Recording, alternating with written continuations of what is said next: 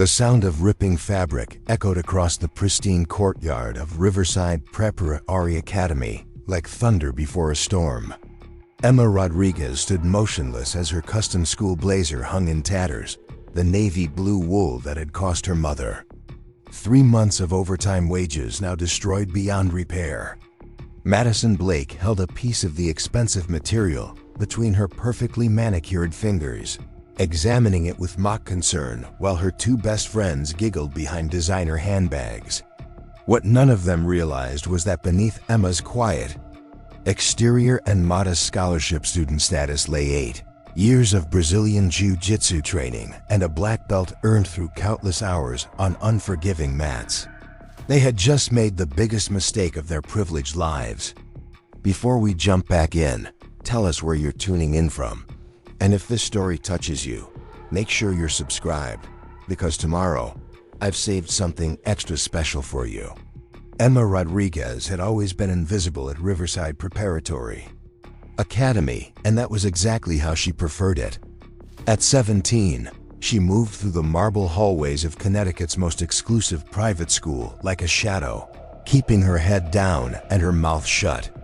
Standing barely 5 feet 4 inches tall with dark brown hair that she kept in a simple ponytail and wearing the same basic uniform as everyone else, she blended into the background while the children of senators, CEOs, and celebrities claimed center stage. Her scholarship covered tuition, but everything else from textbooks to that expensive uniform came out of her single mother's paycheck from the local diner where she worked double shifts 6 days a week. The irony wasn't lost on Emma that she attended school alongside kids who spent more on weekend shopping trips than her family earned in a month. While her classmates drove BMWs and Mercedes to school, Emma took 2 buses from her modest apartment in Millfield, a working-class town 30 minutes away that might as well have been on another planet compared to the manicured lawns and gated communities surrounding Riverside Prep. She had earned her place here through pure academic excellence, maintaining a perfect GPA since freshman year, while her wealthy peers hired tutors and attended expensive prep courses. What her classmates didn't know, what nobody at Riverside Prep suspected, was that Emma had been training at Gracie Academy, Connecticut, since she was 9 years old. Her introduction to Brazilian Jiu Jitsu had come through her mother's boyfriend. At the time, Carlos, who had competed professionally before a knee injury ended his career.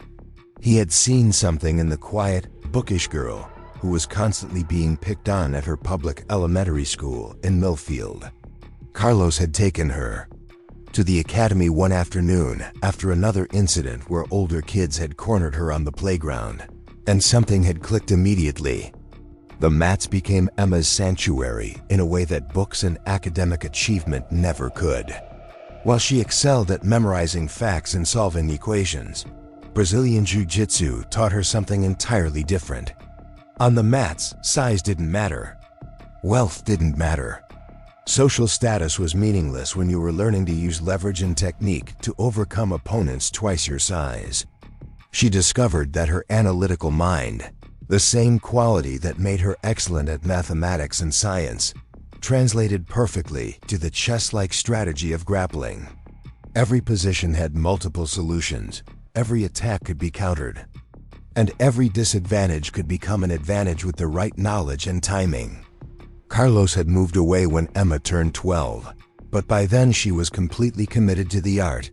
Her mother, Maria Rodriguez, had initially worried about the cost of training and gear, but she quickly realized that the confidence and discipline Emma gained from Brazilian Jiu Jitsu was worth every sacrifice.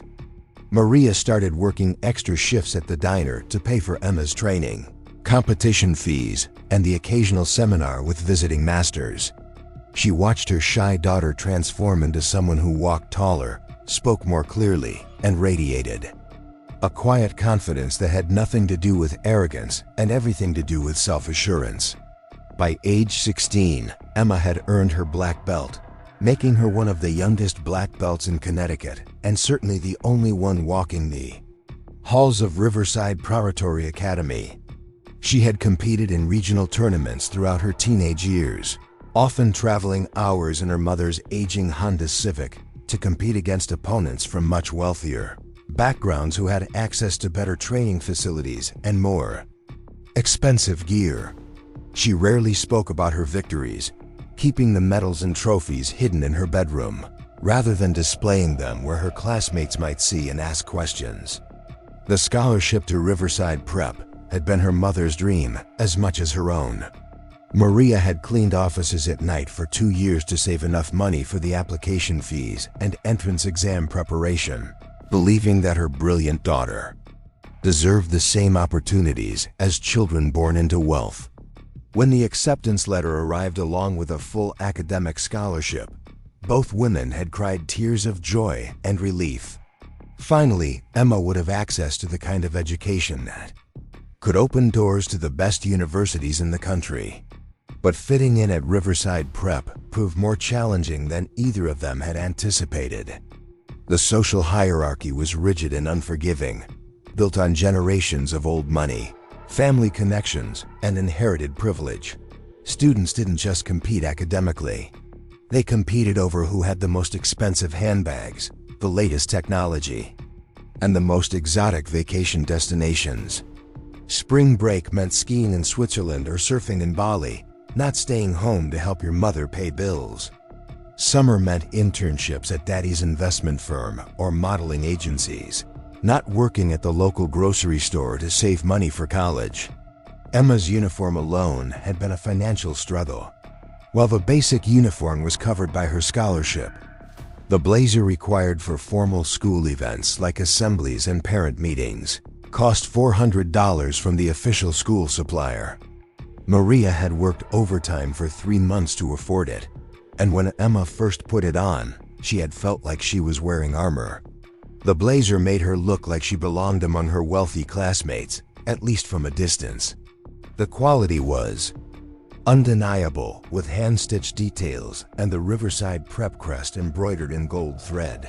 But more importantly, it represented her mother's sacrifice and her own determination to succeed in an environment designed to exclude people like them. Madison Blake had been Emma's problem since day one, though Emma had never understood why. Madison was everything Emma wasn't: tall, blonde, effortlessly beautiful, and born into the kind of wealth that made $400 blazers an afterthought. Her father, Danny Blake, owned a chain of luxury hotels along the East Coast and sat on Riverside Prep's board of directors. Madison had grown up assuming the world would bend to her will, and her experience at Riverside Prep had done nothing to challenge that assumption. She ruled the senior class with the casual cruelty that came from never facing meaningful consequences for her actions. From Emma's first day as a sophomore, Madison had made it clear that scholarship students were beneath her notice. She never spoke to Emma directly, but she had perfected the art of subtle humiliation.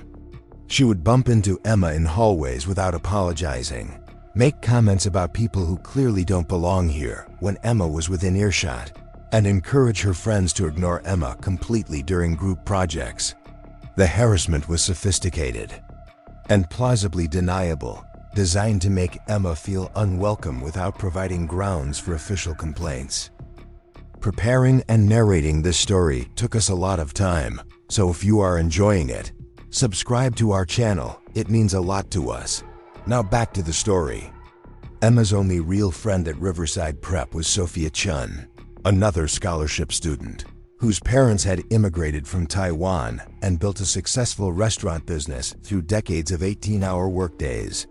Sophia understood the pressure of representing your entire family's dreams while navigating a social environment that viewed your presence as charity rather than merit.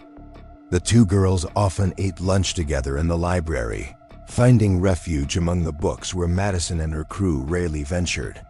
Mrs. Jennifer Stevens, the school counselor, had tried to help Emma integrate better into the social fabric of Riverside Prep, but her suggestions always felt tone-deaf. She encouraged Emma to join expensive extracurricular activities like the equestrian team or the ski club, apparently not understanding that these activities required financial resources. Emma's Family simply didn't have.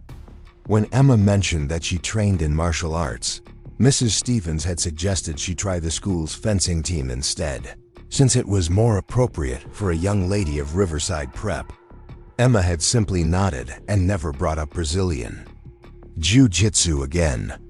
The incident that would change everything began on a Tuesday morning in late October. Emma had been particularly careful with her appearance that day because Riverside Prep was hosting prospective student tours, and all current students were expected to present the school's best image. She had pressed her blazer the night before, polished her shoes until they gleamed, and even attempted a more sophisticated hairstyle than her usual ponytail. Her mother had noticed the extra effort and kissed her forehead before leaving for her early shift at the diner, telling Emma she looked beautiful and confident. The morning classes had gone smoothly enough. Emma excelled in advanced placement chemistry and calculus, subjects where her analytical mind gave her advantages that wealth couldn't buy. During these classes, she felt like she belonged at Riverside Prep, contributing to discussions and solving problems that challenged even her privileged classmates. It was during these academic moments that she remembered why she was fighting so hard to succeed in this environment. Lunch period brought the usual social navigation challenges. Emma and Sophia had claimed their regular table in the corner of the library, sharing sandwiches packed from home while watching through the windows, as other students enjoyed catered meals in the main dining hall. They discussed their afternoon classes and an upcoming chemistry test, comfortable in their shared understanding of being outsiders looking in. Sophia mentioned that her parents were considering moving closer to the school to reduce her commute, but the property values in Riverside made that dream seem impossible. The confrontation came during the afternoon break between classes. Emma had been walking across the school's central courtyard, heading toward her advanced placement English class, when Madison Blake stepped directly into her path. Madison was flanked by her usual companions, Chloe Martinez and Brittany Walsh, both of whom came from families wealthy enough to treat Riverside Prep's tuition as pocket change. The courtyard was busy with students moving between classes, but Emma immediately sensed that this encounter was different from Madison's usual passive-aggressive tactics. Madison looked Emma up and down with an expression of exaggerated concern. "Emma, sweetie," she said in a voice dripping with false sympathy, "I've been meaning to talk to you about something important." Her tone was loud enough to attract attention from passing students, who began to slow their pace and watch the interaction unfold. Chloe and Brittany positioned themselves to block Emma's escape routes, creating a human wall that forced her to engage with Madison whether she wanted to or not. Emma felt her heart rate increase, but she kept her voice steady and polite. "What can I help you with, Madison?" She had learned through years of Brazilian Jiu Jitsu training to remain calm under pressure, to assess threats without showing fear, and to look for escape routes while maintaining the appearance of cooperation. The courtyard offered plenty of space to move, but the growing crowd of spectators made any dramatic exit impossible without creating a scene that would follow her for the rest of her time at Riverside Prep. Madison smiled with predatory satisfaction. "Well, I was just talking to some of the other girls about the upcoming formal dinner with the board of directors, and we were wondering if you needed help putting together an appropriate outfit." She gestured toward Emma's blazer with perfectly manicured nails. "I mean, that blazer is cute and everything, but it's obviously not from this year's collection. The stitching around the crest is different, and the cut is so last season. We wouldn't want you to embarrass yourself in front of important people." The comment was designed to sting, and Emma felt heat rise in her cheeks despite her efforts to remain composed. The blazer was indeed from the previous year's collection, purchased during the school's end-of-season sale, because it was the only way her mother could afford it. But it was still a genuine Riverside Prep blazer, properly fitting and appropriate for all school functions. Madison's criticism was based on details so subtle that only someone obsessed with fashion status would notice, But that was exactly the point. She was establishing her superiority through knowledge that only wealth could provide. Emma straightened her shoulders slightly, a subtle shift in posture that anyone trained in martial arts would recognize as preparation for conflict. "Thank you for your concern, Madison, but I'm quite comfortable with my blazer. Now if you'll excuse me, I need to get to class." She stepped to move around Madison's group, but Chloe smoothly moved to block her path while maintaining the pretense of casual conversation. Brittany joined the attack with enthusiasm. "Oh, Emma, you're so sweet for trying, but Madison's right. I mean, my mom sits on the fashion committee for the school board, and she's always talking about how important it is for students to represent Riverside Prep standards properly. Maybe we could help you find something more suitable." Her tone was condescending in the way that only privileged teenagers could perfect, offering help that was actually an insult wrapped in false kindness. The crowd around them was growing larger, and Emma could see students pulling out phones to record whatever was about to happen. She recognized the setup from countless social media videos. She had seen where popular kids humiliated their targets for internet entertainment. The difference was that she had 8 years of training in how to handle confrontation, how to remain calm under pressure, and how to recognize when someone was trying to manipulate her into an emotional reaction. Madison stepped closer, invading Emma's personal space in a way that was clearly intentional. "You know what, girls? I think Emma's blazer actually has some real vintage charm. It reminds me of the uniforms my mom wore when she attended Riverside Prep 20 years ago." She reached out toward Emma's blazer as if to examine the fabric more closely. "May I take a closer look at the quality? I'm genuinely curious about how the older uniforms were constructed." Emma's Brazilian Jiu Jitsu training had taught her to recognize aggressive intent disguised as friendly interest. Madison's body language, the positioning of her friends, and the growing crowd of spectators all indicated that this was a planned attack rather than a spontaneous conversation. But she also knew that reacting defensively would play into Madison's hands, giving her the excuse she needed to escalate the situation while maintaining plausible deniability about her intentions. "I'd prefer you didn't touch my blazer, Madison," Emma said clearly, her voice carrying across the courtyard. Several teachers were visible in the distance, but none close enough to intervene if the situation deteriorated quickly. "I'm going to be late for class, so I really need to go now." She attempted once more to step around the human barrier, but this time Madison reached out and grasped the lapel of Emma's blazer firmly. "Oh, come on, don't be so sensitive," Madison said with a laugh that sounded genuine to casual observers, but carried an edge of malice that Emma could feel like a blade against her skin. "I just want to see how this vintage piece holds up. The fabric feels so thin compared to the new blazers." She tugged gently at first, as if testing the material's durability, but Emma could sense the increasing pressure and recognize the setup for what it was. The moment that would change everything happened almost in slow motion. Madison's gentle tugging became a deliberate pull, and the blazer's fabric, which had been weakened by years of wear and countless wash cycles, began to separate at the seam. The sound of tearing was audible across the courtyard, causing conversations to stop and heads to turn toward the unfolding drama. Emma watched in shock as her mother's 3 months of overtime wages literally fell apart in Madison Blake's hands. Madison held up the torn piece of fabric with an expression of exaggerated surprise and concern. "Oh my goodness, Emma, I'm so sorry. I barely touched it, and it just came apart. These older uniforms really aren't made to last, are they?" Her apology was performed for the crowd rather than offered sincerely, and Emma could see the satisfaction in her eyes even as her mouth formed words of regret. Chloe and Brittany immediately joined the performance, gasping with manufactured shock and offering meaningless sympathy. "Madison, you barely touched it," Chloe exclaimed. "Emma, honey, you really need to invest in a better quality blazer.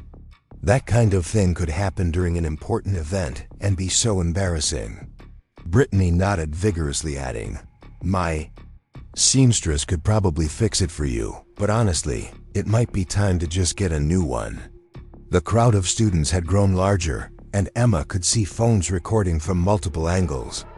She knew that within minutes, the video would be on every social media platform used by Riverside Prep students, probably with captions about scholarship kids and their inferior uniforms. The humiliation was designed to be permanent, creating a digital record that would follow her for the rest of her time at the school and potentially beyond. But as Emma stood there with her destroyed blazer hanging from her shoulders, something unexpected happened in her mind. Instead of the shame and defeat that Madison had orchestrated, Emma felt a familiar calm descending over her consciousness. It was the same mental state she entered during Brazilian Jiu Jitsu competitions, when facing larger, stronger opponents who underestimated her capabilities. Her breathing slowed, her heart rate stabilized, and her analytical mind began processing the situation with crystal clarity. She looked at Madison Blake, really looked at her, and saw something that the popular girl had probably never encountered before: complete absence of fear. Emma's years on the mats had taught her that bullies, whether they attacked with fists or with social manipulation, operated from the same fundamental weakness. They needed their victims to be afraid, to feel powerless, to accept their assigned role in the hierarchy. Without that fear, without that acceptance, the entire dynamic collapsed. Emma calmly removed her destroyed blazer, folding it carefully despite its ruined condition. The action revealed her simple white button-down shirt underneath, standard issue for all Riverside Prep students, regardless of their family's wealth. But more importantly, it revealed something Madison hadn't noticed before: the way Emma moved with perfect balance and control. The quiet confidence in her posture that had nothing to do with social status and everything to do with years of facing opponents who wanted to submit her. "Madison," Emma said quietly, her voice carrying clearly across the now silent courtyard, "you just destroyed something that my mother worked 3 months of overtime to buy for me. That blazer cost $400, which might not mean much to you, but it represents 60 hours of extra work for a woman who already works 6 days a week to keep us housed and fed." The crowd shifted uncomfortably as Emma's words cut through the pretense of the situation and laid bare the real dynamics at play. Madison's confident smile faltered slightly as she realized that Emma wasn't reacting according to the script. She was supposed to cry, to run away, to accept the humiliation and retreat to whatever corner scholarship students belonged in. Instead, Emma was standing taller than before, speaking with a clarity and composure that made Madison feel unexpectedly uncertain about how to proceed. "Look, Emma, I already said I was sorry," Madison replied, trying to regain control of the narrative. "It was obviously an accident. These things happen when you buy low-quality clothing. Maybe this is a good opportunity for you to invest in something better." She gestured toward Emma's exposed shirt with a dismissive wave, but her movement seemed less confident than before. Emma smiled then, not with humor or friendliness, but with the kind of expression her Brazilian Jiu Jitsu instructors wore when a student was about to learn an important lesson about underestimating opponents. "Madison, I want you to understand something very clearly. What you just did wasn't an accident. It was deliberate destruction of my property in front of witnesses, recorded on multiple phones, motivated by your desire to humiliate me for having less money than you do." The courtyard had become completely silent except for the sound of wind moving through the carefully maintained landscaping. Even the teachers in the distance seemed to sense that something significant was happening and were moving closer to observe. Emma could see Principal Hayes emerging from the administrative building, drawn by the unusual concentration of students in one area. "But here's what you don't understand, Madison," Emma continued, her voice growing quieter but somehow more commanding. "You've been operating under the assumption that scholarship students like me are here on your charity. That we should be grateful for the opportunity to attend school with people like you, and that our place in this hierarchy is naturally beneath yours. She paused, letting the words sink in while maintaining steady eye contact with Madison. You're wrong about that. And you're about to learn exactly how wrong you are. Madison Blake felt something cold settle in her stomach as she watched Emma Rodriguez transform before her eyes. The shy scholarship student who had spent 2 years practically invisible was now standing with a posture and presence that Madison had never seen before. Emma's voice carried an authority that seemed to cut through the autumn air of the courtyard like a blade. And for the first time in her privileged life, Madison felt genuinely uncertain about how to respond to someone challenging her dominance. What exactly do you think you're going to do about it? Madison asked, forcing a laugh that sounded hollow even to her own ears. She looked around at her friends, seeking support from Chloe and Brittany, but both girls were staring at Emma with expressions of confusion and growing concern. The crowd of students had pressed closer, sensing that something unprecedented was unfolding at Riverside Preparatory Academy. Emma folded her ruined blazer with deliberate precision, her movements controlled and purposeful in a way that spoke of years of disciplined training. She held Madison's gaze without flinching, and Madison was disturbed to realize that she was the one who felt like backing down from this confrontation. Emma's dark eyes held no anger, no fear, no desperation that Madison could exploit. Instead, there was a calculating intelligence that made Madison feel like she was being studied by a predator rather than cornered prey. I'm going to give you one opportunity to make this right. Madison, Emma said, her voice carrying across the silent courtyard with perfect clarity. You're going to apologize sincerely for destroying my blazer. You're going to pay for a replacement. And you're going to stop this campaign of harassment that you've been conducting for the past 2 years. Consider this your one and only warning. The audacity of Emma's demands sent a surge of familiar rage through Madison's system. How dare this scholarship nobody threaten her? How dare she make demands like she had any power or authority at Riverside Prep? Madison Blake was legacy royalty at this school. Her family had donated millions to the endowment, and her father sat on the board of directors. Some poor girl from Millfield who was here on academic charity did not get to make ultimatums to people like her. Are you actually threatening me? Madison asked, her voice rising with indignation. Do you have any idea who you're talking to? My family basically owns this school. I could have you expelled with one phone call to my father. She stepped closer to Emma, using her height advantage to loom over the smaller girl in a way that had intimidated countless other students over the years. But Emma didn't step back. She didn't flinch or look away or show any of the submissive body language that Madison expected from people she was dominating. Instead, Emma tilted her head slightly, studying Madison's aggressive posture with the detached interest of a scientist observing an interesting specimen. Your father donated money to this school, Madison. That doesn't give you ownership of other people, Emma replied calmly.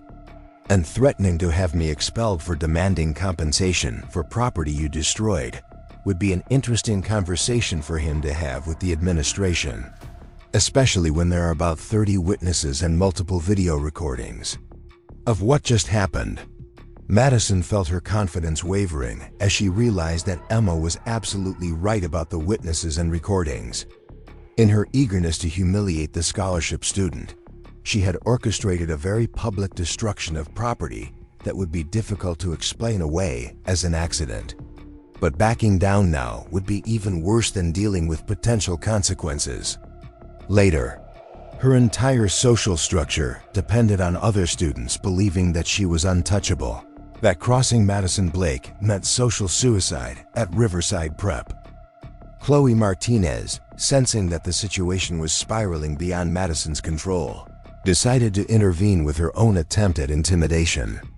Emma, you need to calm down and remember where you are, she said, moving to stand beside Madison in a show of solidarity.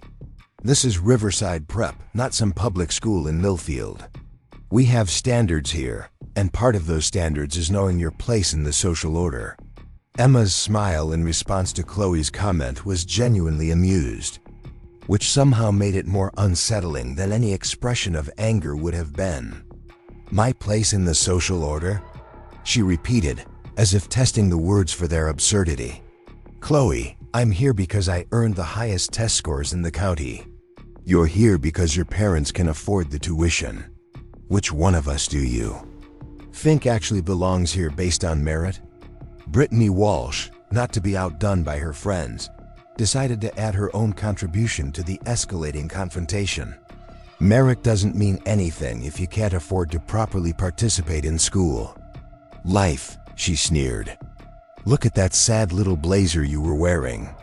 Everyone knows the scholarship kids get the leftover uniforms from previous years. It's embarrassing for the whole school when you show up to formal events looking like charity cases." The casual cruelty of Brittany's words sent a ripple of discomfort through the crowd of watching students. Even at Riverside Prep, where wealth was often flaunted without shame, there was something particularly nasty about mocking someone's economic circumstances so directly. Several students shifted uncomfortably, and Emma could see in their faces that they recognized how far beyond normal social boundaries this confrontation had traveled. Emma's response was delivered with the same calm composure she had maintained throughout the encounter, but there was now an edge to her voice that made several students in the crowd take an unconscious step backward. "Brittany, thank you for making it absolutely clear to everyone watching that this harassment has nothing to do with my behavior or my academic performance, and everything to do with your belief that wealth makes you superior to other human beings." Principal Hayes was now close enough to hear the conversation, and Emma could see him approaching with the determined stride of an administrator who realized that a situation was getting out of hand. She also noticed that several teachers had appeared at various points around the courtyard, drawn by the unusual concentration of students and the obvious tension in the air. This confrontation was rapidly becoming a school-wide spectacle, which meant that whatever happened next would have consequences far beyond this moment. Madison Blake realized that she was losing control of the narrative and decided to escalate the situation physically before administrators could intervene. In her mind, a brief physical altercation would be easier to explain away than the verbal destruction of a scholarship student that had been captured on multiple phones. She could claim that Emma had become aggressive first, that she had been forced to defend herself, and that any damage to school property or student welfare was Emma's fault rather than her own. "You know what, Emma?" Madison said, reaching out to grab Emma's shoulder with enough force to make her stumble. "I think you need to learn some respect for your betters. Maybe a little reminder of where you actually stand in this school's hierarchy would help you adjust your attitude."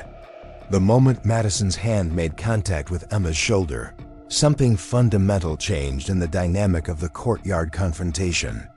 Emma's years of Brazilian Jiu Jitsu training had taught her to recognize the exact instant when verbal aggression transitioned to physical assault, and her body responded with conditioned reflexes that had been honed through thousands of hours of practice against opponents who were larger, stronger, and more aggressive than Madison Blake. Emma's response was so subtle that most of the watching students didn't immediately understand what had happened. Madison's aggressive grab had been met with a gentle circular motion that redirected the force of her attack while simultaneously breaking her grip and putting her off balance. To the casual observer, it looked like Madison had simply stumbled while trying to intimidate Emma, but those with trained eyes could see the precision and control behind Emma's defensive movement. Madison, shocked by her sudden loss of balance and confused by Emma's unexpected competence in handling physical aggression, tried to recover by reaching out again with both hands. This time she intended to shove Emma backward with enough force to send her sprawling in front of the entire crowd, reasserting her dominance through superior size and aggression. But Emma was no longer simply reacting to Madison's attacks. She was anticipating them. The second grab attempt was met with another redirect, this one more pronounced and deliberate. Emma's hands moved in a flowing motion that seemed almost dance-like in its grace. But the result was that Madison found herself spinning in a complete circle, while Emma remained perfectly balanced and composed.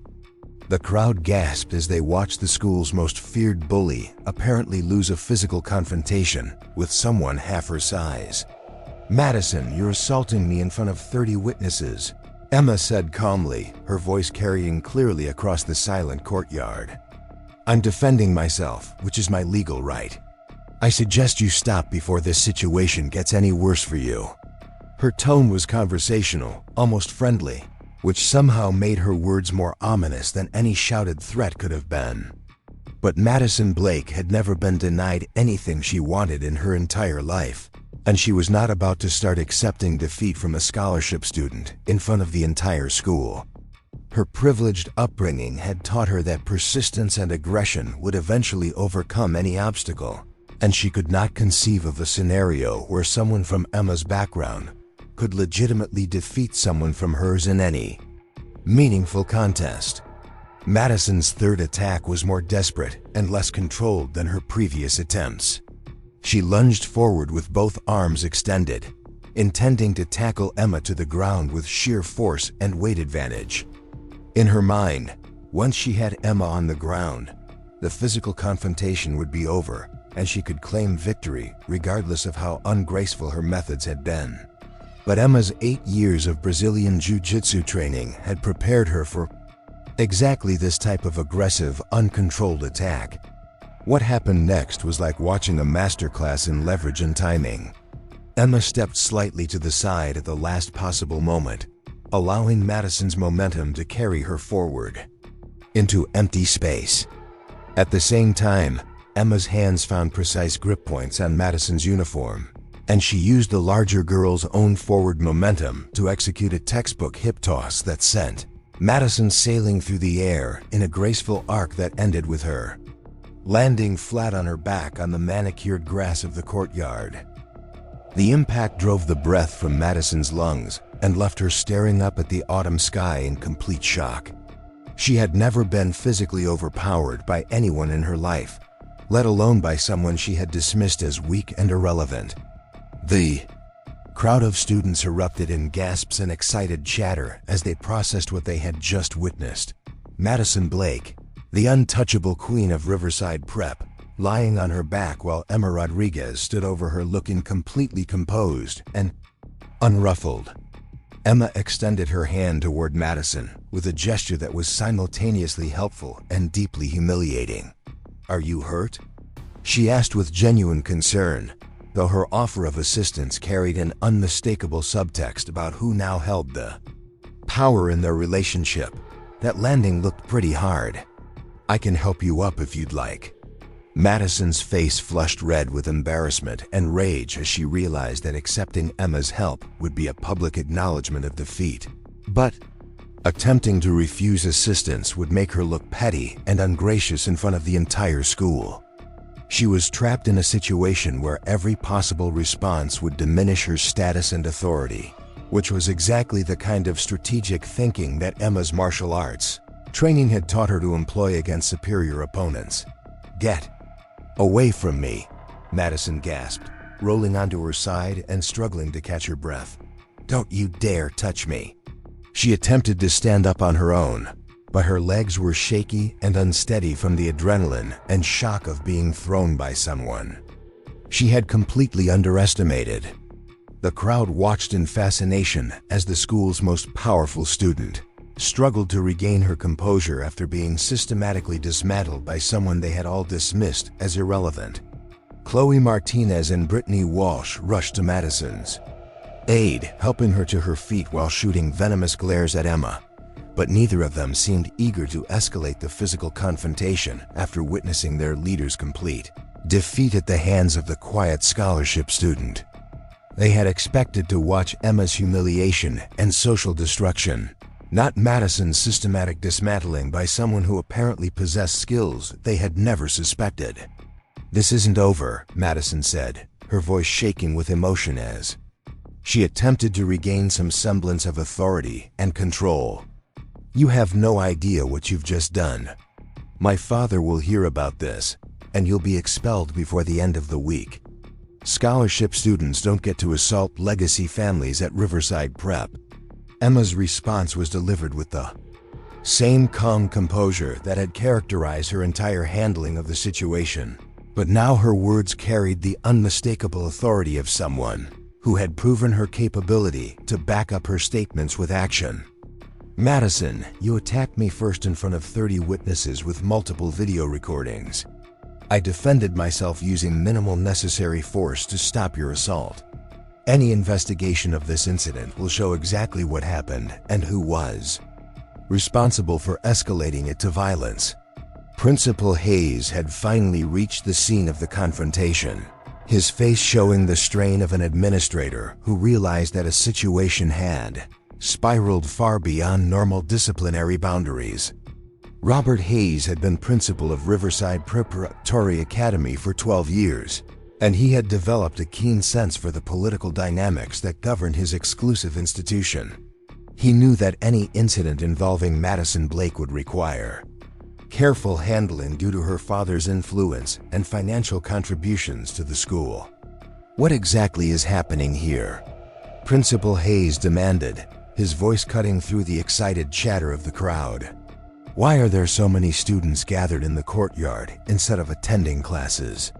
His eyes took in the scene before him: Madison Blake disheveled and grass-stained, Emma Rodriguez holding a destroyed blazer, and dozens of students with phones obviously recording whatever drama had just unfolded. Madison immediately attempted to seize control of the narrative before Emma could present her version of events. "Principal Hayes, Emma Rodriguez just assaulted me for no reason," she said, her voice carrying the righteous indignation of someone accustomed to being believed without question. "I was trying to help her with a wardrobe malfunction, and she responded by attacking me and throwing me to the ground. I think she might need counseling or anger management therapy." The crowd of students shifted uncomfortably at Madison's blatant distortion of the facts, and several of them began speaking up to correct her version of events. "That's not what happened," called out David Chun, a junior who had witnessed the entire confrontation from the beginning. Madison grabbed Emma's blazer and tore it deliberately. Then she attacked Emma first when Emma asked for an apology. Other students began adding their own accounts of what they had observed, creating a chorus of voices that painted a very different picture than the one Madison had attempted to present. Principal Hayes listened to the conflicting accounts with growing concern, realizing that this incident would require a thorough investigation rather than a simple disciplinary action. "Everyone needs to calm down and speak one at a time," Principal Hayes said, raising his voice to be heard over the excited crowd. "Madison, Emma, I want both of you in my office immediately. Everyone else needs to return to their scheduled classes right now, and anyone who recorded this incident needs to delete those videos before leaving the courtyard." Emma knew that the request to delete videos was unenforceable, and that footage of the confrontation would be circulating on social media within minutes. But she also understood that Principal Hayes was trying to minimize the damage to the school's reputation rather than seeking justice for what had actually occurred.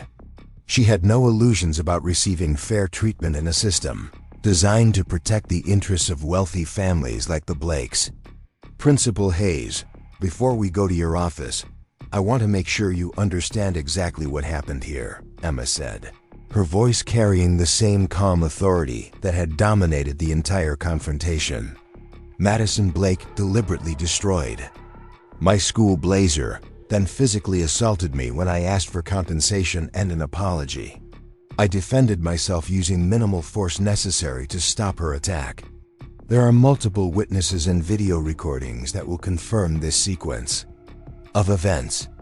Madison's face grew even redder as she realized that Emma was not going to allow her to control the narrative about what had happened. "She's lying," Madison protested. "Emma attacked me because I made an innocent comment about her uniform. She's obviously unstable and doesn't belong at a school like Riverside Prep." This is exactly why scholarship students are more trouble than they're worth. The casual classism in Madison's statement sent another uncomfortable ripple through the crowd of watching students. Even those who came from wealthy families recognized that Madison had crossed well beyond the boundaries of acceptable behavior, and her attempts to blame Emma for the confrontation were becoming increasingly desperate and transparent. Principal Hayes looked between the two girls, taking in Emma's composed demeanor and Madison's obvious agitation. His administrative experience told him that the calmer party in a conflict was usually telling the truth, but he also knew that believing Emma's version of events would require him to take disciplinary action against one of the school's most prominent families. The political implications of such a decision would be significant and potentially career-threatening. "We'll sort this out in my office with a proper investigation," Principal Hayes said diplomatically. "Both of you will have the opportunity to present your version of events, and we'll interview witnesses to determine exactly what happened." He gestured toward the administrative building, indicating that the public phase of this confrontation was now over. As the crowd of students began to disperse under the watchful eyes of teachers who had arrived to manage the situation, Emma caught sight of Sophia Chun pushing through the mass of people with an expression of concern and amazement on her face. Sophia had heard about the confrontation through the school's lightning-fast rumor network and had rushed to the courtyard to check on her friend. "Emma, are you okay?" Sophia asked, reaching her side just as Principal Hayes began walking toward his office. "Everyone's saying that Madison Blake tried to fight you and you threw her across the courtyard. Please tell me that's an exaggeration."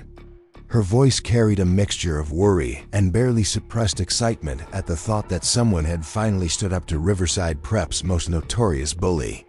Emma managed a small smile as she fell into step beside Principal Hayes, with Madison walking stiffly on his other side. "I'm fine, Sophia. Madison destroyed my blazer and then assaulted me, so I defended myself. Everything's going to be okay." Her voice carried a confidence that surprised even her, born from the realization that she had not only survived a confrontation with Madison Blake, but had emerged victorious in a way that would reshape the power dynamics at Riverside Prep. As they walked toward the administrative building, Emma could hear the excited chatter of students discussing what they had just witnessed. The story was already growing and evolving as it spread through the school's social networks, but the core facts remained consistent. The untouchable Madison Blake had been defeated by the quiet scholarship student whom everyone had underestimated. Emma knew that the real battle was just beginning. Madison's father would undoubtedly use his influence to try to manipulate the investigation and protect his daughter from consequences. The school's administration would be under pressure to find a solution that minimized negative publicity for Riverside Prep while maintaining the support of wealthy donor families. But Emma also knew that she had advantages that Madison didn't expect: the truth, witnesses, video evidence, and most importantly, the knowledge that she had acted in legitimate self-defense against an unprovoked attack. The destroyed blazer that had started this confrontation now seemed like a small price to pay for the larger victory she had achieved.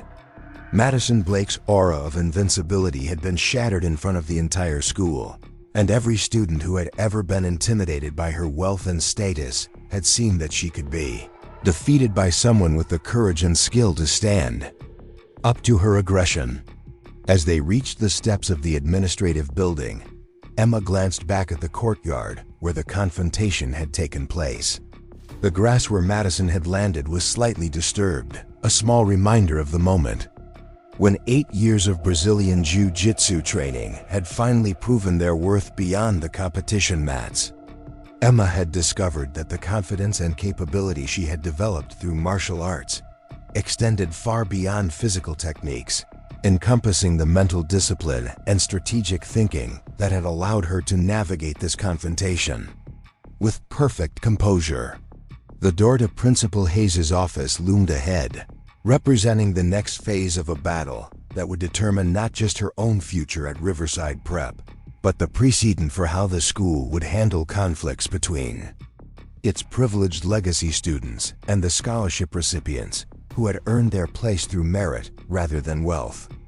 Emma straightened her shoulders and prepared to face whatever consequences awaited her, secure in the knowledge that she had finally found her voice and her power at Riverside Preparatory Academy. Principal Hayes' office felt smaller than usual, with the tension radiating from the two students seated across from his mahogany desk. The walls, lined with photographs of successful Riverside Prep graduates and prestigious university acceptance letters, seemed to mock the gravity of the situation unfolding within them. Emma Rodriguez sat with perfect posture, her hands folded calmly in her lap, while Madison Blake occupied her chair like it was a throne she was being forced to share with peasants. Robert Hayes had navigated countless disciplinary situations during his tenure as principal, but none had carried the political complexity of this particular incident. On one side sat Emma Rodriguez, a scholarship student whose academic performance was exemplary and whose conduct record was spotless. On the other side sat Madison Blake, daughter of the school's most influential donor and a young woman whose family name adorned the library wing. The security footage from the courtyard cameras would normally provide definitive evidence, but Hayes knew that the cameras in that particular area had been mysteriously malfunctioning for weeks. "Before we begin," Principal Hayes said, settling behind his desk with the deliberate movements of a man buying time to think, "I want both of you to understand that this conversation will determine not just the immediate consequences of today's incident, but potentially your entire future at Riverside Preparatory Academy. I expect complete honesty and respect for the process." Madison leaned forward with the confidence of someone who had never doubted that institutions would ultimately serve her interests. "Principal Hayes, I appreciate you taking this situation seriously. What happened in the courtyard was completely unprovoked assault by a student who clearly has anger management issues. Emma Rodriguez attacked me simply because I made a friendly observation about her uniform. I think we need to seriously consider whether someone with such violent tendencies belongs at a school with Riverside Prep's reputation." Emma listened to Madison's distortion of events with the same calm composure she had maintained throughout their confrontation. Her Brazilian Jiu Jitsu training had taught her patience and strategic thinking, qualities that served her well in verbal conflicts, as much as physical ones. She waited for Madison to finish her performance before responding with quiet authority. "Principal Hayes, Madison's account is factually incorrect in several significant ways," Emma said, her voice steady and clear. "Madison deliberately destroyed my school blazer, then physically assaulted me when I requested compensation and an apology. I defended myself using minimal necessary force to stop her attack.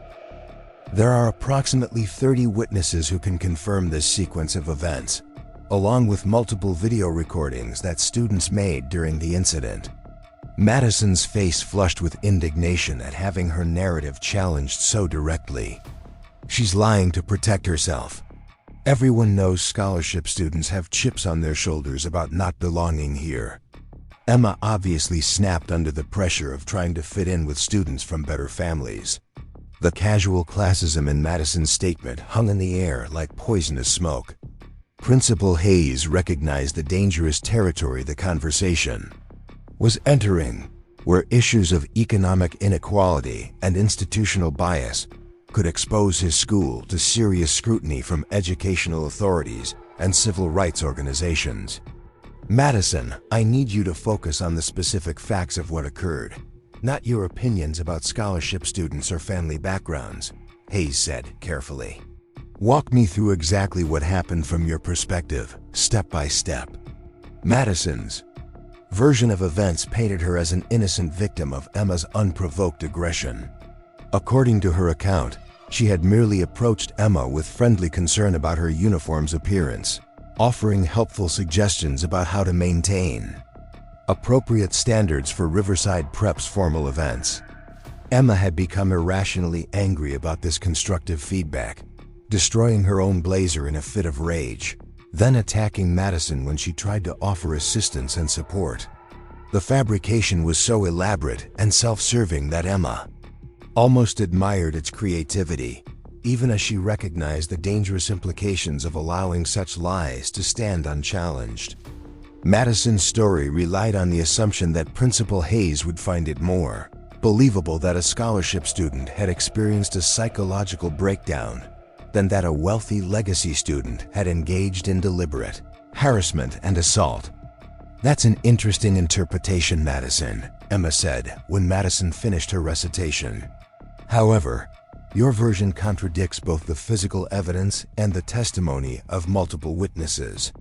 Would you like to explain why 30 students would all lie to protect someone they barely know? Or why I would destroy an expensive piece of clothing that my mother worked 3 months of overtime to purchase?"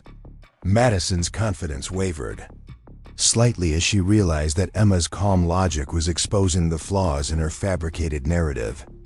"Maybe they're intimidated by you. Maybe they're afraid of what you might do to them if they tell the truth about your violent behavior." Principal Hayes interrupted before Emma could respond to Madison's increasingly desperate accusations. "I think we need to hear from some of the witnesses before drawing any conclusions about what actually happened. I've asked several students to join us to provide their accounts of the incident." The first witness to enter the office was David Chun, a junior whose family had immigrated from South Korea and built a successful technology business. David had been walking across the courtyard when the confrontation began, and he had remained close enough to observe the entire sequence of events. His testimony was precise and detailed, describing Madison's deliberate destruction of Emma's blazer, her escalating verbal harassment, and her physical assault that had triggered Emma's defensive response. "Madison grabbed Emma's blazer and pulled until it tore," David said, his voice clear and confident despite the intimidating presence of the principal and Madison's glaring hostility. Then when Emma asked for an apology and compensation, Madison got angry and tried to shove her. Emma just defended herself. Madison was the aggressor the entire time. Madison attempted to discredit David's testimony by suggesting that he was biased in favor of Emma because they shared similar backgrounds as scholarship recipients.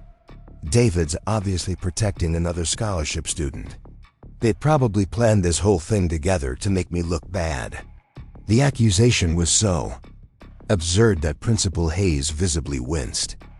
David Chun's family was actually wealthier than many of the legacy families at Riverside Prep, and their technology company's success had made them prominent figures in Connecticut's business community. Madison's assumption that David was a scholarship student revealed more about her prejudices than about his motivations for telling the truth. The second witness was Sarah Williams, a senior whose grandmother had been one of Riverside Prep's founding benefactors. Sarah came from old Connecticut money and had no conceivable reason to fabricate testimony in favor of a scholarship student. She barely knew. Her account corroborated David's version of events in every significant detail, describing Madison's deliberate harassment and Emma's restrained defensive response. Emma never struck Madison. Sarah testified with the quiet authority of someone whose family name carried weight at Riverside Prep. Every time Madison attacked her, Emma just redirected the force and used Madison's own momentum against her. It was actually quite impressive from a technical standpoint. Emma showed remarkable restraint given how aggressively Madison was behaving.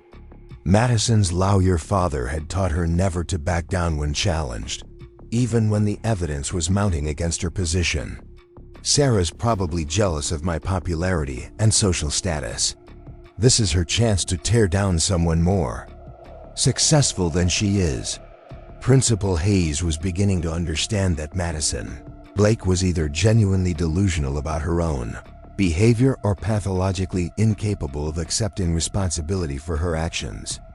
The accumulating witness testimony painted a consistent picture of Madison as the clear aggressor in a confrontation that had escalated solely due to her choices and behavior. The third witness was Michael Torres, captain of the school's debate team and son of a federal judge. Michael's testimony was particularly damaging to Madison's case because he had recorded portions of the incident on his phone, capturing clear audio of Madison's threats and physical assault. The recording contradicted virtually every element of Madison's fabricated narrative. The video shows Madison grabbing Emma multiple times while Emma repeatedly asked her to stop, Michael explained, holding up his phone. You can hear Madison making threats about having Emma expelled, and you can see her initiating every physical contact. Emma's response was clearly defensive, not aggressive. Madison's reaction to the video evidence was to attack the credibility of the recording itself. That video could be edited or manipulated. Michael probably altered it to make me look bad because he's friends with Emma. The accusation was particularly absurd given that Emma had virtually no friends at Riverside Prep beyond Sophia Chun. Principal Hayes requested to review Michael's recording, and what he observed confirmed the witness testimony in every important detail. Madison's voice was clearly audible, making threats and classist comments, while Emma's responses remained calm and professional throughout the escalating confrontation. The video showed Madison initiating physical contact multiple times, with Emma's defensive techniques appearing almost gentle compared to Madison's aggressive behavior. The fourth witness was perhaps the most surprising. Chloe Martinez, one of Madison's closest friends and usual accomplices in social harassment campaigns. Chloe had initially planned to support Madison's fabricated version of events, but the overwhelming evidence and testimony from other witnesses had made her realize that lying under these circumstances would likely result in serious consequences for her own standing at the school. Madison did tear Emma's blazer on purpose, Chloe admitted reluctantly, unable to meet her friend's furious gaze. We were trying to embarrass her about not having expensive clothes like everyone else. When Emma asked for an apology, Madison got really angry and tried to push her around.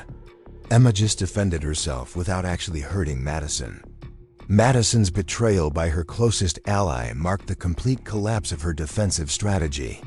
Chloe, how can you lie about me like this? You know what really happened. You know Emma attacked me for no reason. But Chloe had made her calculation about which side of this conflict offered better prospects for her future at Riverside Prep. Madison, everyone saw what happened. There are videos from multiple angles. Lying about it isn't going to help anyone, especially not us. Principal Hayes now faced a decision that would define his legacy as an educator and administrator.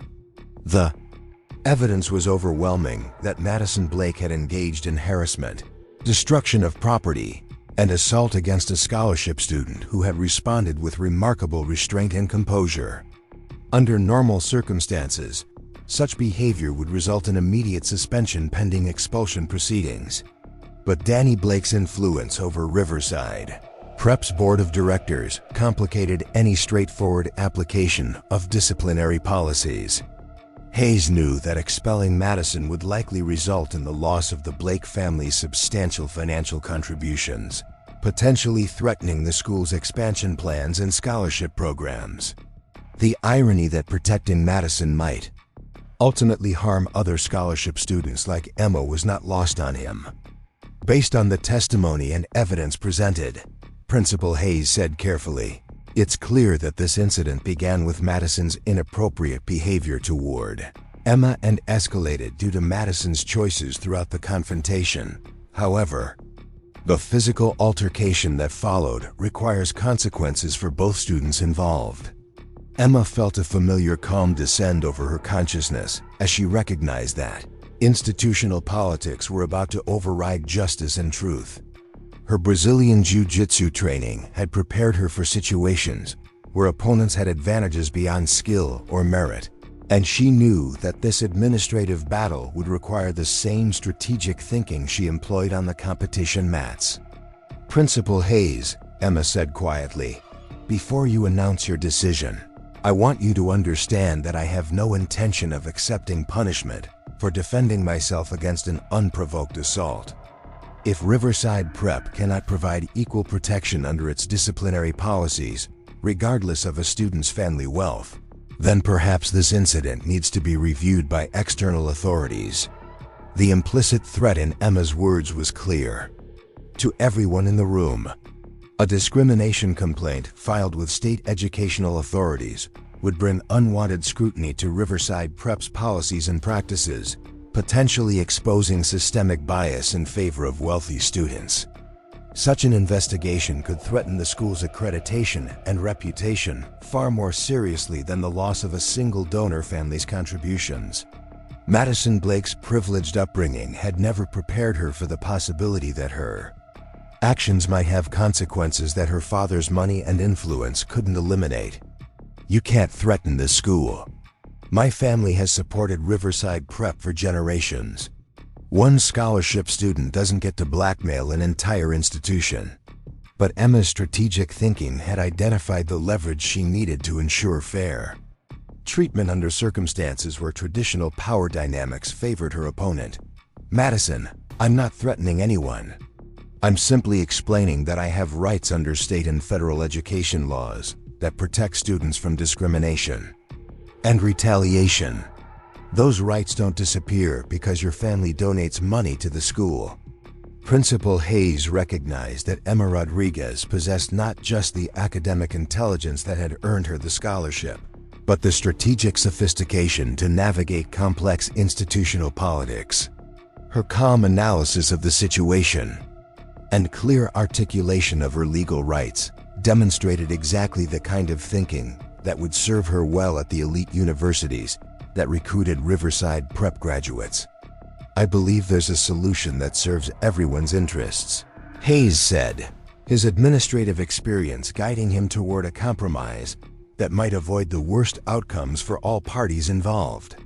"Madison, your behavior in this incident was completely unacceptable and violated multiple school policies regarding harassment, destruction of property, and assault. Under normal circumstances, such actions would result in immediate suspension and expulsion proceedings." Madison's face went pale as she realized that her usual immunity from consequences was not going to protect her from the results of her own choices. "Principal Hayes, you know my family's history with this school. Surely we can find a way to resolve this situation without such extreme measures."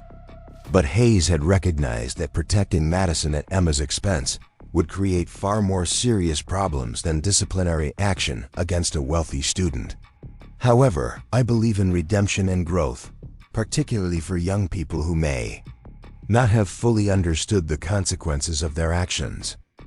Madison, you will be suspended for 1 week, during which time you will undergo counseling regarding appropriate social behavior and conflict resolution." The punishment was lighter than Emma had hoped, but heavier than Madison had expected. More importantly, it established the precedent that wealth and family connections could not completely insulate students from accountability for serious misconduct at Riverside Prep. "Additionally," Hayes continued, "you will personally compensate Emma for the destroyed blazer, provide a written apology that acknowledges your inappropriate behavior, and complete 40 hours of community service focused on understanding economic inequality and social justice issues." Madison's attempt to object was cut short by Hayes's firm continuation of his ruling. "These consequences are non-negotiable. Failure to comply fully and sincerely will result in immediate expulsion proceedings, regardless of your family's relationship with the school." Emma felt a surge of satisfaction at seeing justice served despite the institutional pressures that had favored Madison throughout the process. The compensation for her blazer was important practically, but the public acknowledgement of Madison's wrongdoing was even more significant for establishing her standing and reputation at Riverside Prep. "Emma," Principal Hayes said, turning to address her directly, "your conduct throughout this incident has been exemplary. You showed remarkable restraint under extreme provocation, defended yourself appropriately when physically attacked, and handled this entire process with maturity and dignity that reflects well on Riverside Prep's educational mission. The validation from the school's highest authority was worth more than the blazer compensation, establishing Emma's reputation as someone who could not be intimidated or dismissed despite her economic background. The other students at Riverside Prep would understand that scholarship recipients deserve the same respect and protection as their wealthier classmates. However, Hayes added, "I hope you'll consider using your obvious leadership capabilities and conflict resolution skills in more positive ways going forward. Perhaps you might be interested in joining our peer mediation program or student government, where your talents could benefit the entire school community." Emma's smile in response was genuine and confident, reflecting her understanding that this confrontation had fundamentally changed her status and possibilities at Riverside Prep. "I'd be very interested in exploring those opportunities, Principal Hayes. Thank you for handling this situation fairly and professionally." As the meeting concluded and the students prepared to leave the office, Emma realized that her destroyed blazer had become the catalyst for a transformation that extended far beyond her personal circumstances. Madison Blake's aura of invincibility had been permanently shattered, creating space for other students to challenge the toxic social hierarchies that had dominated Riverside Prep's culture.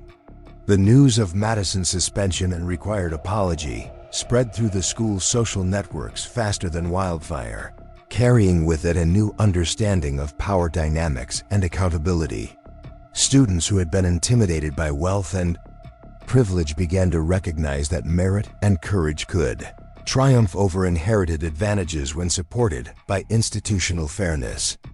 Emma walked out of Principal Hayes' office with her head held high, knowing that she had not only defended herself successfully, but had struck a blow for justice that would benefit every student at Riverside Prep who had ever felt marginalized or powerless. The quiet scholarship student who had entered the school 2 years ago had found her voice and her power, setting the stage for even greater transformations to come. The transformation at Riverside Preparatory Academy began the moment Emma Rodriguez walked out of Principal Hayes' office with her dignity intact and justice served. Within hours, the story of the quiet scholarship student who had defeated the school's most notorious bully was spreading beyond the campus walls, reaching parents, alumni, and social media networks that connected elite preparatory schools throughout New England. Emma had become something she never intended to be, a symbol of resistance against institutional privilege and a catalyst for long overdue change. The first indication of how dramatically the power dynamics had shifted came during lunch period the day after Madison's suspension.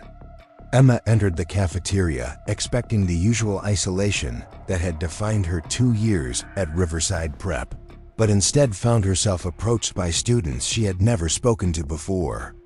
David Chun, whose testimony had been crucial in the disciplinary hearing, invited her to join his table of academically focused students who had previously seemed as unreachable as any of the social elite. "Emma, we've been talking about starting a study group for AP students who are serious about college preparation," David said as she hesitantly accepted his invitation to sit down. "We know you're probably applying to the same competitive universities. We are, and we figured we could help each other instead of pretending we're in competition." His words carried an implicit acknowledgement that academic merit, rather than family wealth, should determine social hierarchies at a school supposedly dedicated to educational excellence. Sophia Chun, Emma's longtime friend, watched this development with amazement and barely contained excitement. For 2 years, she had been Emma's only ally at Riverside Prep, sharing the isolation that came with being scholarship students in an environment designed for inherited privilege. Now she witnessed her brilliant friend finally receiving the recognition and respect that her academic achievements had always deserved. "Emma, there's something else you should know," Sophia said quietly as they walked together after lunch. 3. More scholarship students approached me this morning, asking if I could introduce them to you. Apparently, what happened yesterday gave them courage to speak up about their own experiences with harassment and discrimination. They want to organize some kind of support network for students from working-class backgrounds. The idea of becoming a leader for other marginalized students at Riverside Prep both thrilled and intimidated Emma. Her Brazilian Jiu Jitsu training had taught her that with great capability came great responsibility, but she had never imagined that her personal confrontation with Madison Blake would evolve into a broader movement for social justice and institutional reform. The quiet girl who had spent 2 years trying to remain invisible was being asked to step forward as a voice for change. The academic transformation was equally dramatic and immediate. Teachers who had previously treated Emma with polite indifference suddenly began recognizing her contributions to class discussions and seeking her input on complex problems. Mrs. Anderson, the advanced placement literature teacher, approached Emma after class with an opportunity that would have been unthinkable just days earlier. "Emma, I've been reviewing applications for our peer tutoring program, and your academic record is exceptional," Mrs. Anderson said, her tone carrying newfound respect and interest. "We have several underclassmen who are struggling with the transition to Riverside Prep's academic standards, and I believe you could provide both the intellectual guidance and the personal understanding they need to succeed here." The offer to become a peer tutor was more than just recognition of Emma's academic abilities. It was an acknowledgement that her perspective as a scholarship student gave her unique insights into the challenges faced by other students from similar backgrounds. Mrs. Anderson was essentially asking Emma to help bridge the gap between Riverside Prep's elite culture and the realities experienced by students who had earned their place through merit rather than inheritance. Emma's mother, Maria Rodriguez, learned about the dramatic events at school through a phone call from Principal Hayes himself.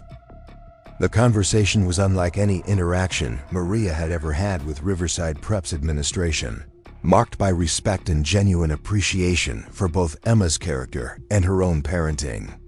"Mrs. Rodriguez, I wanted to personally inform you about an incident involving Emma and to express my admiration for the young woman you've raised," Principal Hayes said, his voice carrying sincere warmth. Emma handled a very difficult situation with remarkable maturity and composure. She demonstrated exactly the kind of integrity and strength of character that Riverside Prep hopes to develop in all our students. Maria's pride in her daughter was overwhelming, but she was also concerned about potential retaliation from the Blake family and their wealthy allies. Her years of working multiple jobs to support Emma's education had taught her that challenging powerful people often came with serious consequences, even when justice was clearly on your side. "Principal Hayes, I appreciate your support, but I'm worried about what this might mean for Emma's future at the school," Maria said honestly. "The Blake family has a lot of influence, and wealthy people don't usually forgive being embarrassed by people like us." But Hayes's response revealed how completely the institutional dynamics had shifted in Emma's favor. "Mrs. Rodriguez, I want to assure you that Emma's standing at Riverside Prep has never been stronger. The board of directors has reviewed this incident thoroughly, and they're unanimous in their support for Emma and their commitment to ensuring that all students are treated with equal respect, regardless of their economic backgrounds." The board's support was more than just administrative backing. It represented a fundamental shift in Riverside Prep's institutional values and priorities.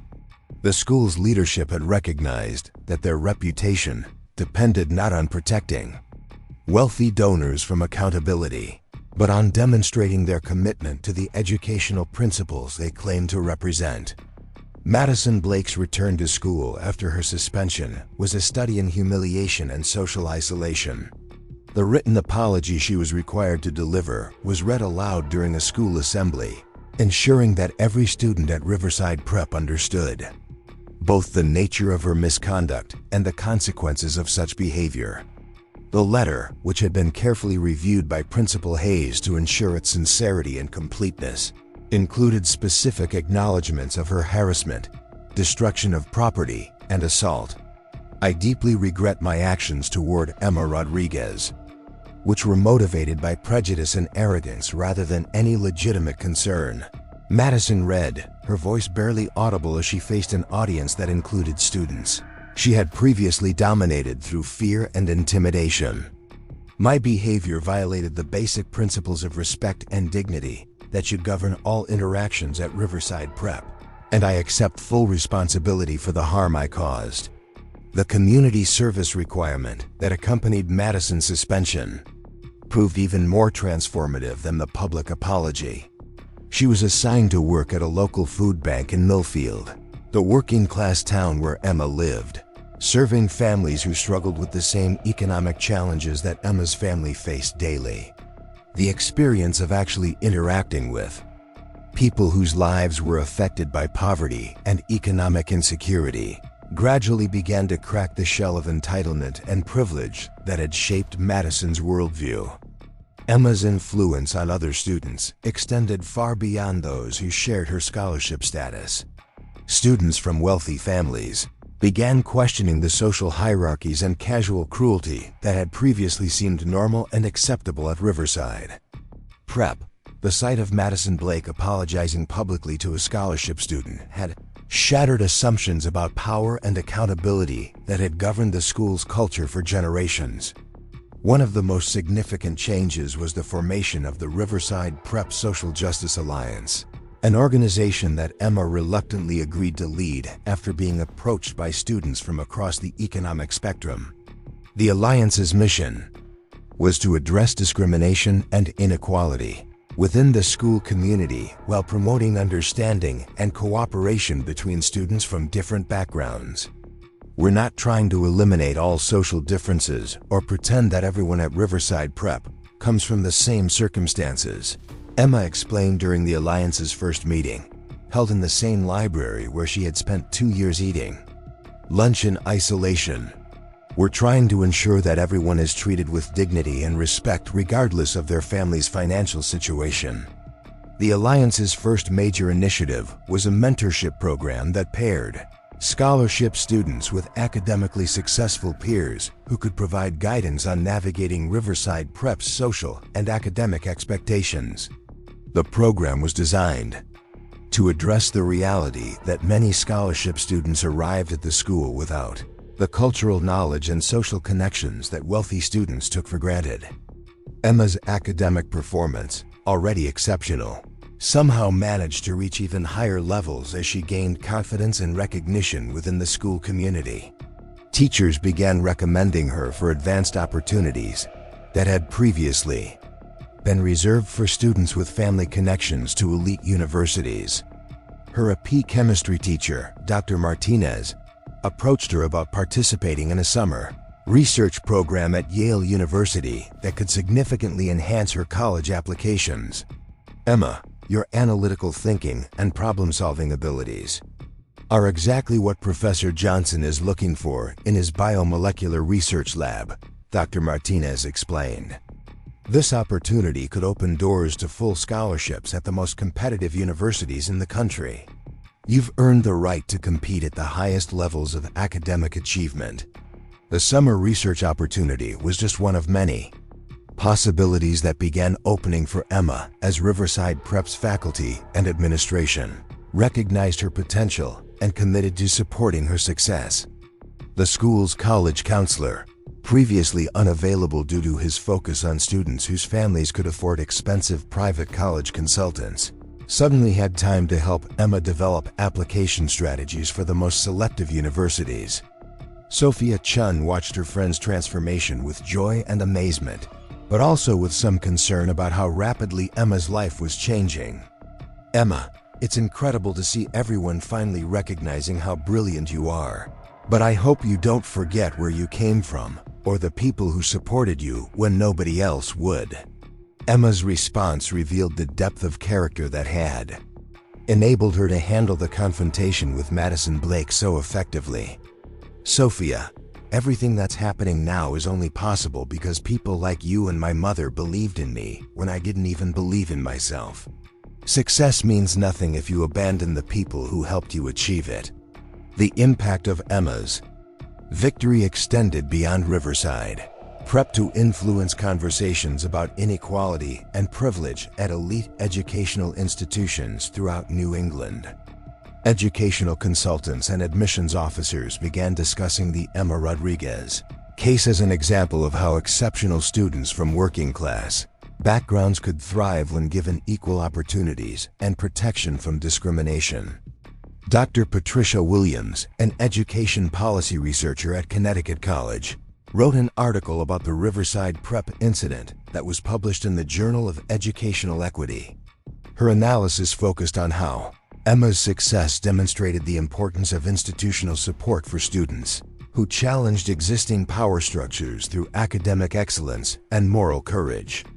The Rodriguez case illustrates that true educational equity requires more than just providing scholarships to academically talented students from low-income families. Dr. Williams wrote, "Institutions must also be willing to protect those students from harassment and discrimination while ensuring that they have access to the same opportunities and resources as their wealthier peers." Emma's Brazilian Jiu Jitsu training, which had remained hidden throughout her time at Riverside Prep, became a source of fascination and respect among her classmates once the details of her confrontation with Madison Blake became widely known. Several students approached her about learning martial arts, curious about the discipline and mental training that had enabled her to remain calm under such intense pressure. Coach Thompson, Riverside Prep's athletic director, invited Emma to consider starting a martial arts club at the school. "Emma, we've had multiple students and even some faculty members ask about learning Brazilian Jiu Jitsu. Your demonstration of how martial arts training develops character and self-discipline has generated real interest in the educational benefits of these practices." The Martial Arts Club became another vehicle for Emma's growing influence at Riverside Prep, attracting students who were interested in both the physical techniques and the mental discipline that Brazilian Jiu Jitsu provided. Emma found herself teaching not just grappling positions and submission holds, but also the philosophical principles of respect, humility, and continuous improvement that were central to martial arts training. Madison Blake's transformation, while slower and more reluctant than Emma's rise to prominence, was nonetheless genuine and significant. Her community service at the Millfield Food Bank had exposed her to realities about poverty and economic struggle that her privileged upbringing had completely sheltered her from.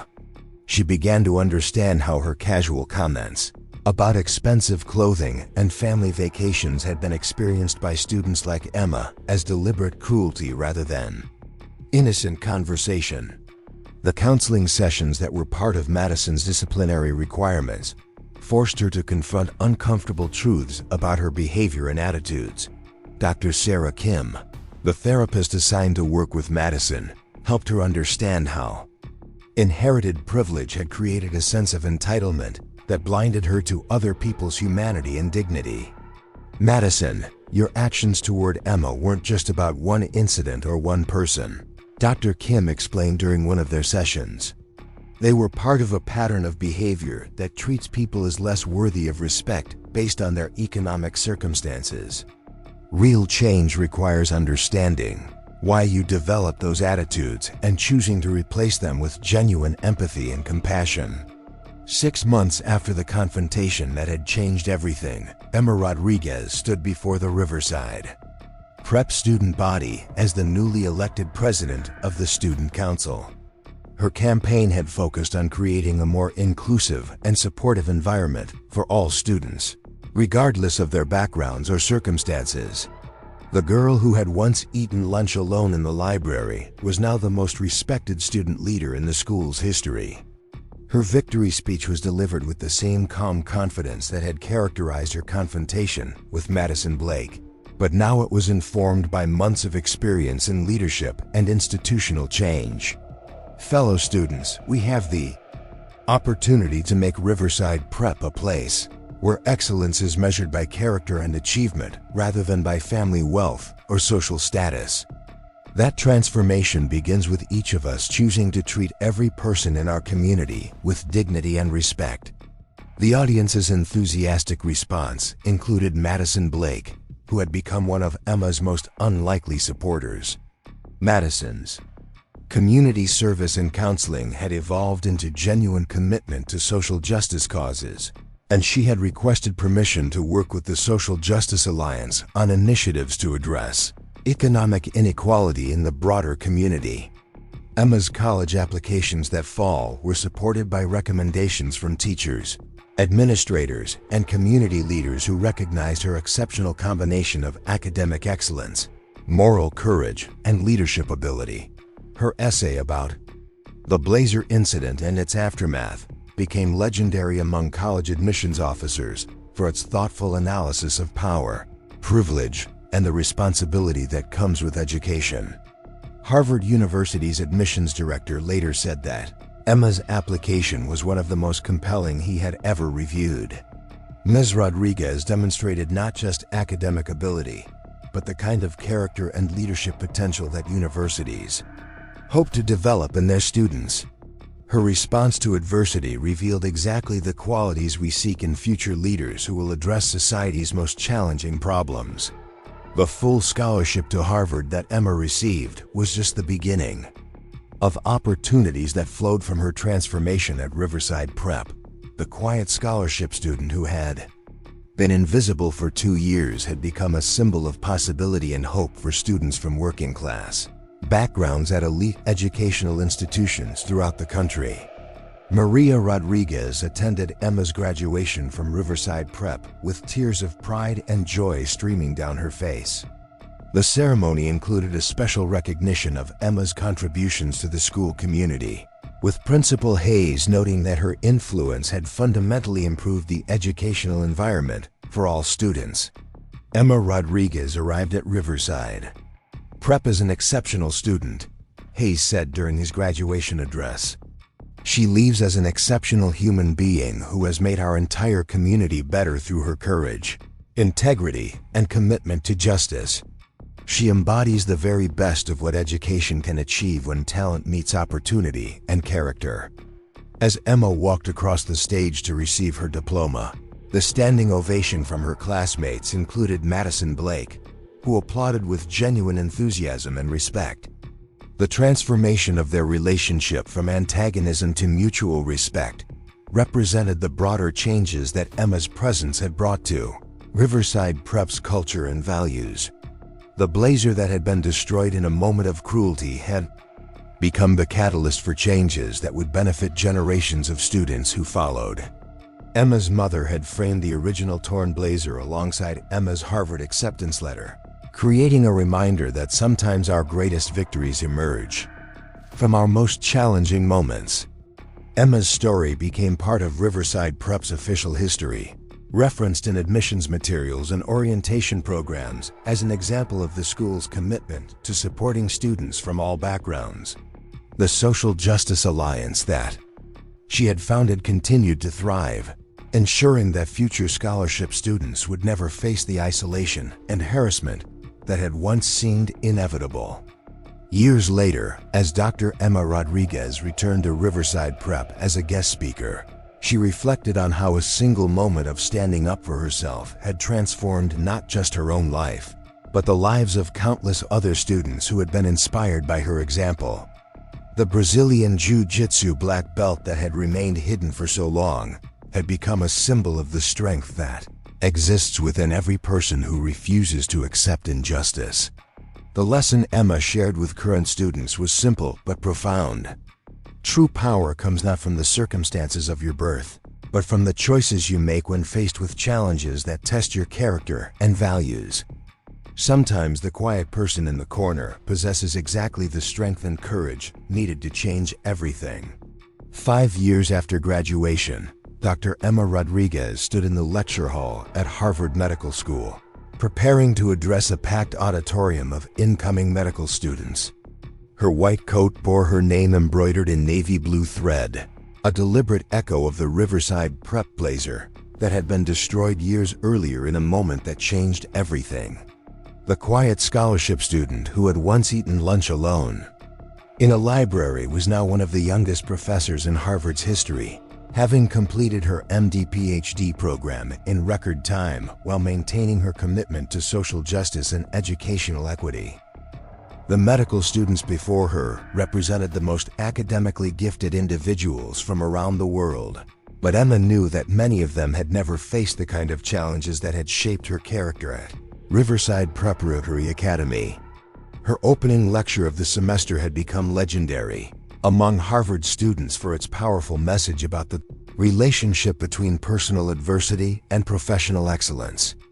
When I was 17 years old, a wealthy classmate destroyed something that represented months of my mother's overtime wages. Emma began, her voice carrying the same calm authority that had dominated her confrontation with Madison Blake years earlier. That moment of cruelty became the catalyst for understanding that medicine, like life, requires us to respond to unexpected trauma with skill, composure, and compassion rather than anger or despair. The story of the torn blazer had become a teaching tool that Emma used to illustrate fundamental principles of medical practice: the importance of remaining calm under pressure, the necessity of defending vulnerable patients against systemic discrimination, and the responsibility that comes with education and privilege. Her students were captivated by the narrative, but more importantly, they were challenged to consider how their own responses to adversity would shape their effectiveness as future physicians.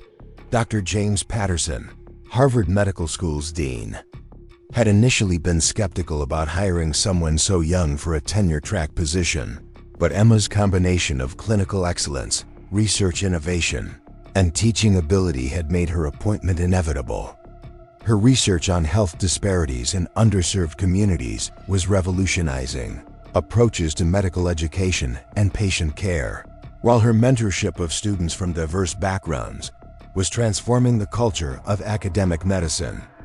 Emma represents exactly the kind of physician-scientist we need to address the healthcare challenges of the 21st century.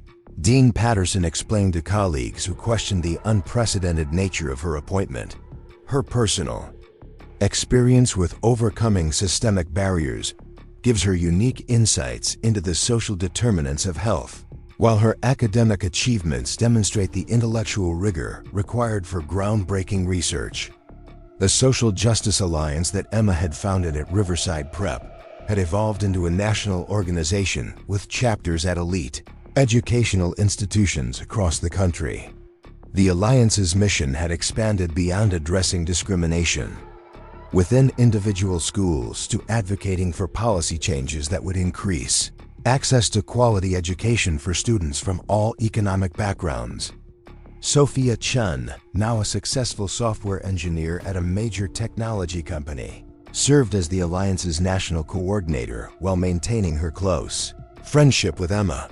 Their monthly video calls often focused on strategic planning for the organization's advocacy work, but they never forgot to reminisce about the days when they had been isolated scholarship students, supporting each other through the challenges of fitting into an elite academic environment.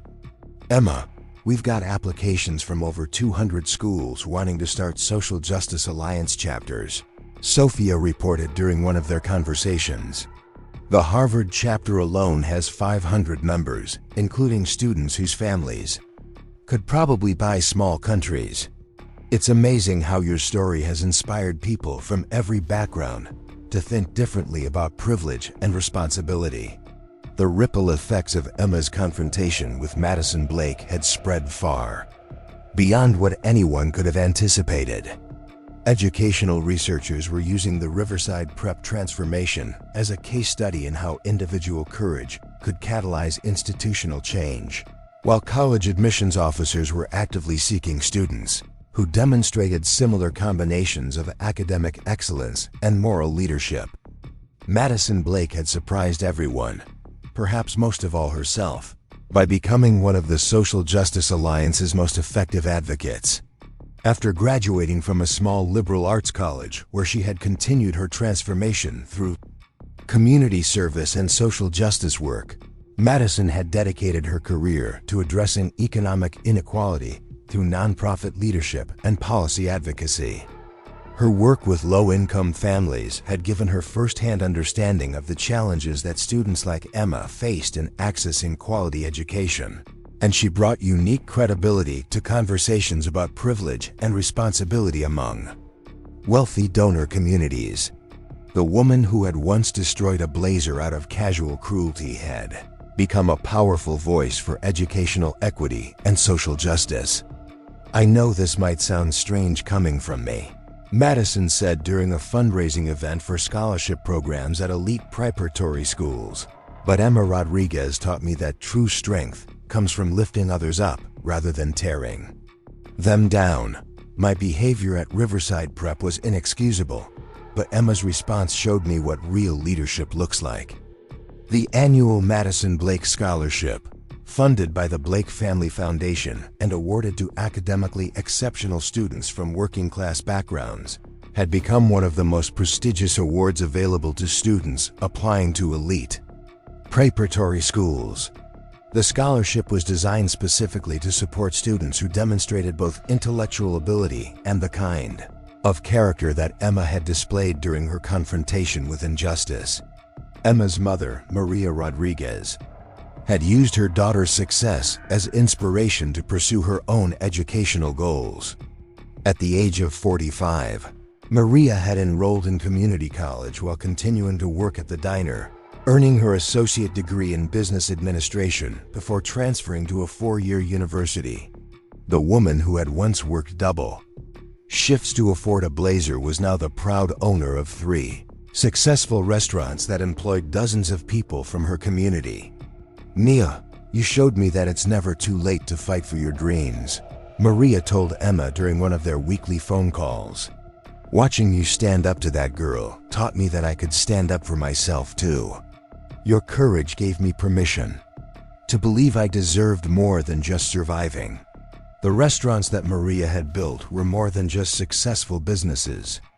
They were community institutions that provided good jobs, supported local suppliers, and served as gathering places for immigrant families navigating the challenges of building new lives in America. Maria's success had created opportunities for dozens of other families to achieve economic stability and pursue their own educational aspirations.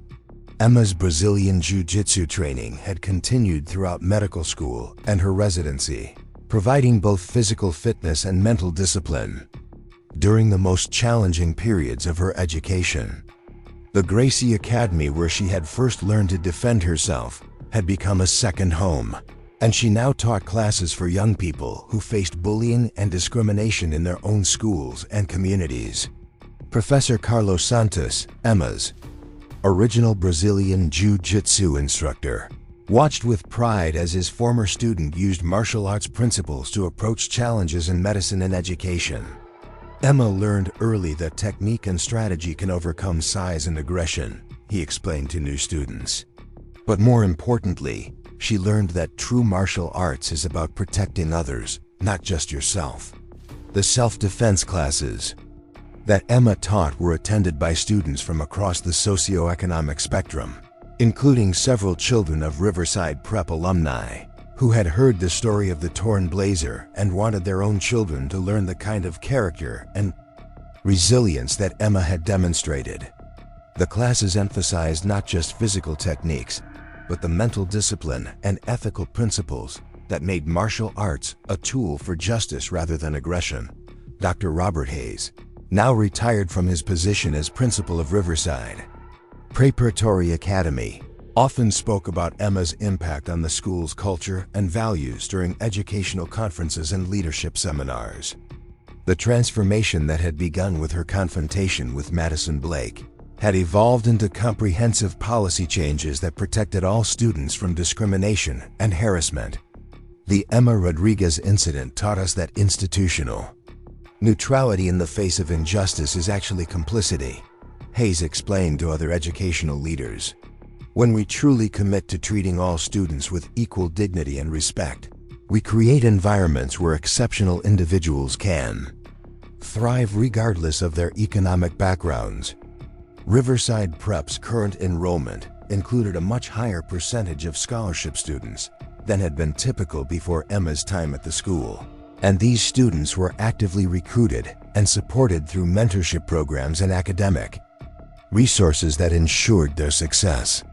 The school's reputation had been enhanced rather than damaged by its commitment to diversity and inclusion, attracting families who valued educational excellence over social exclusivity.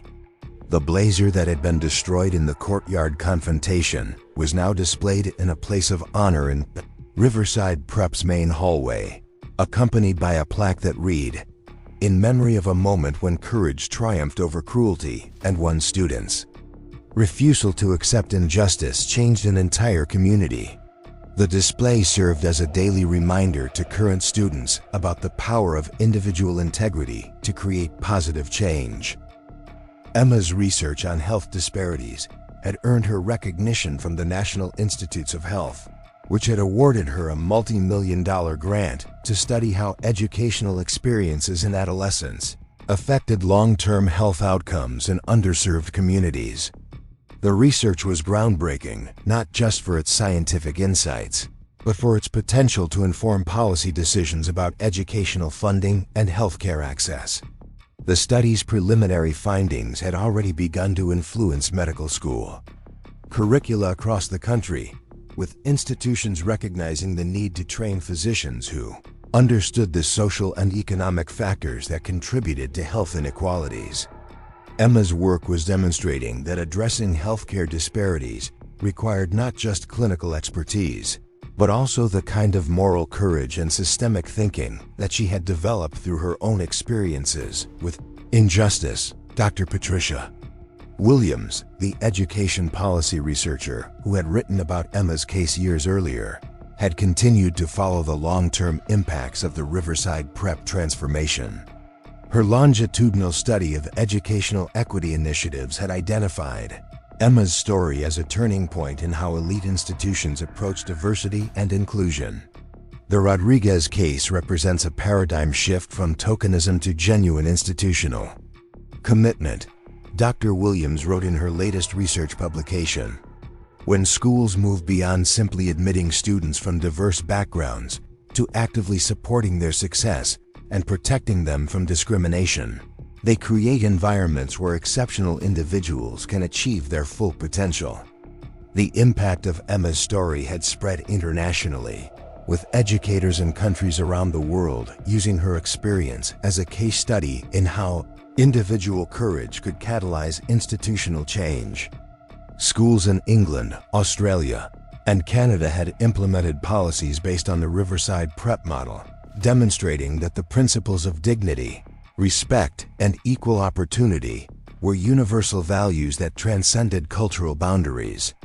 Emma's speaking engagements had taken her to educational conferences on every continent, where she shared not just the story of the torn blazer, but the broader lessons about leadership, resilience, and social responsibility that had emerged from that confrontation. Her message resonated with audiences regardless of their cultural backgrounds, because it spoke to fundamental human values about fairness and justice. The Harvard Medical School, students who learned from Emma's teaching and mentorship were carrying her influence into their own careers, becoming physicians who understood that healing required not just technical skill, but also advocacy for patients who faced systemic discrimination. Many of them had chosen to specialize in areas that served underserved communities, inspired by Emma's example of using privilege and education to address inequality. Dr. Michelle Thompson, one of Emma's former students who now directed a community health center in Detroit, credited Emma's influence with shaping her approach to medical practice. Dr. Rodriguez taught us that being a physician means more than treating individual patients, Thompson explained. It means addressing the social conditions that create illness and advocating for policies that promote health equity. The community health center that Thompson directed had become a model for integrated healthcare delivery, providing not just medical services but also educational support, job training, and social services that address the root causes of health Disparities. The approach was directly inspired by Emma's research and her emphasis on treating patients as whole human beings, whose health was affected by their economic and social circumstances. Emma's personal life had flourished alongside her professional success. She had married Dr. Michael Chun, a pediatric surgeon she had met during her residency, and their 2 young children were being raised with the same values of integrity, compassion, and social responsibility that had guided Emma's own journey from scholarship student to medical school professor. The Chun family's home in Cambridge was filled with mementos from Emma's extraordinary journey: the original torn blazer in its place of honor, photographs from her graduation ceremonies, awards recognizing her research and teaching, and letters from students whose lives had been changed by her mentorship. But the most treasured items were the simple drawings and cards from her children, reminders that her greatest legacy would be the values she passed on to the next generation. Emma's mother had moved to Cambridge to be closer to her daughter and grandchildren, bringing with her the wisdom and strength that had sustained the Rodriguez family through years of economic struggle. Maria's presence in her grandchildren's lives ensured that they would understand not just their mother's achievements, but also the sacrifices and determination that had made those achievements possible. The annual Emma Rodriguez Lecture at Harvard Medical School had become one of the most anticipated events of the academic year, drawing audiences that included not just medical students and faculty, but also policymakers, educators, and community leaders who were interested in Emma's insights about leadership and social justice. The lecture series had raised over $1 million for scholarships supporting students from underserved communities who were pursuing careers in medicine and public health. During the most recent lecture, Emma had shared reflections on how the confrontation with Madison Blake had shaped not just her own character, but her understanding of what it meant to be a healer in a world marked by inequality and injustice. Her words resonated with an audience that included several Riverside Prep alumni who had been present during the original courtyard confrontation. That torn blazer taught me that sometimes our greatest strengths are revealed not in moments of triumph, but in moments when we must choose between accepting injustice and fighting for what's right, Emma said, her voice carrying the same composure that had characterized her response to Madison's aggression years earlier. Medicine requires the same kind of courage, the willingness to stand up for patients who can't advocate for themselves, and to challenge systems that perpetuate inequality and suffering.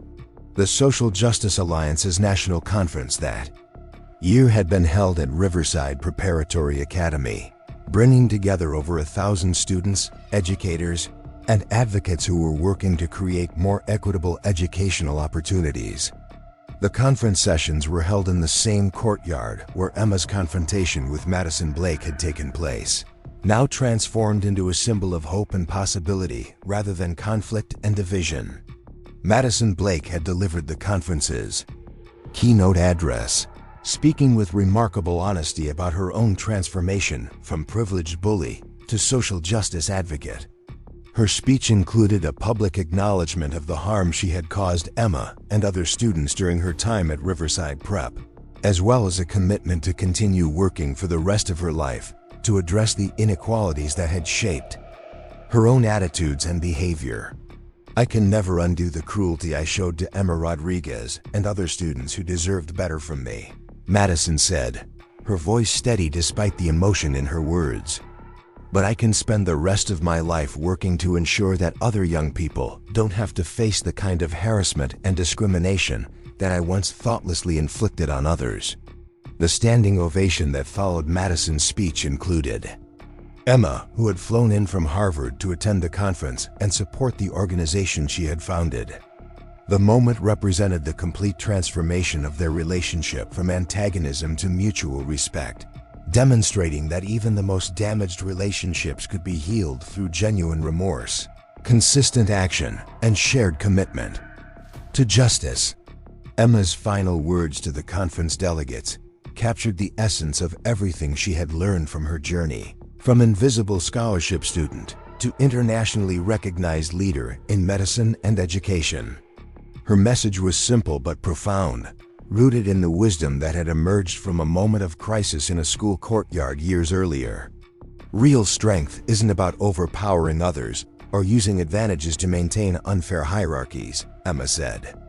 Looking out at an audience that included students from every economic background and educational level. Real strength is about using whatever gifts and opportunities you have to lift others up, to challenge injustice wherever you find it, and to create a world where everyone has the chance to achieve their full potential. The torn blazer that had started everything was carefully preserved in the Riverside Prep Museum, but its true legacy lived on in the thousands of students who had been inspired by Emma's example to stand up for justice, pursue excellence, and use their education to serve others. The quiet girl who had once hidden her Brazilian Jiu Jitsu training had become a symbol of how individual courage could create ripple effects that transformed entire communities and institutions. 20 years after the confrontation that changed everything, Emma Rodriguez had achieved success beyond what anyone could have imagined for a scholarship student from Millfield. But more importantly, she had used that success to create opportunities for countless others who faced the same challenges she had overcome, ensuring that her personal victory became a lasting victory for justice and human dignity. Up next, you've got 2 more standout stories right on your screen. If this one hit the mark, you won't want to pass these up. Just click and check them out.